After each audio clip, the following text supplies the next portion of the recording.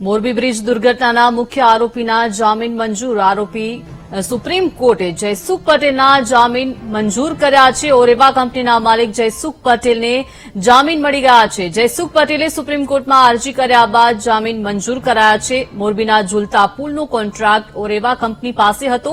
હોનારત બાદ એસઆઈટીના રિપોર્ટમાં કંપની દ્વારા ગેરરીતિ આચરાઈ હોવાનો ખુલાસો થયો હતો.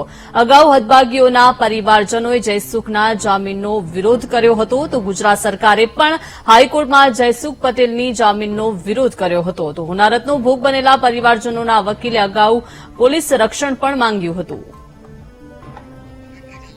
તો મોરબી બ્રિજ દુર્ઘટનાના મુખ્ય આરોપીના જામીન મંજૂર થઈ ગયા છે. સુપ્રીમ કોર્ટે જયસુખ પટેલના જામીન મંજૂર કર્યા છે. ઓરેવા કંપનીના માલિક જયસુખ પટેલને જામીન મળી ગયા છે. જયસુખ પટેલે સુપ્રીમ કોર્ટમાં અરજી કર્યા બાદ જામીન મંજૂર કરાયા છે. તો મોરબીના ઝુલતા પુલનો કોન્ટ્રાક્ટ ઓરેવા કંપની પાસે હતો.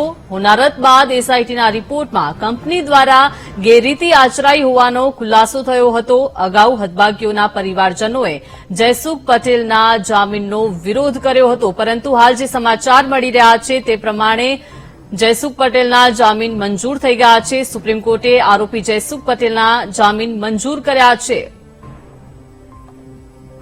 તો મોરબી બ્રિજ દુર્ઘટનાના મુખ્ય આરોપી જયસુખ પટેલના જામીન મંજૂર થઈ ગયા છે.